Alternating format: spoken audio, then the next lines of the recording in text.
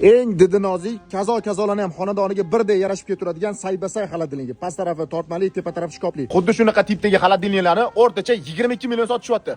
Taxmin qilib turinglar, men bu narxini nech pulgacha tushira olaman? Dizayni akkuratni, qop-qora rangda, oynalari 100% zakalyonniy stiklo. Eni ham bahaybat bo'ladi, 91 cm, bo'yi 183 bo'ladi. Polностью sensorli tabloli. Xaladilnigiga общий yarim tonnadan ko'p mahsulot ketadi. Orqalari metal cooling qilingan, 100% nofroz. Morosilkasi ham ikkita tortmali. Past tarafiga tovuq, baliq, go'sht mahsulotlarini muzlatib qo'ysanglar bo'ladi.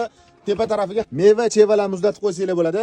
Yana отдельный выдвижной polkasi bor. Har xil chuchvala mahsulotlarni tugib qo'ysanglar bo'ladi. Modelini ko'rsataman, narx-navosini istalgan joy bilan solishtiring.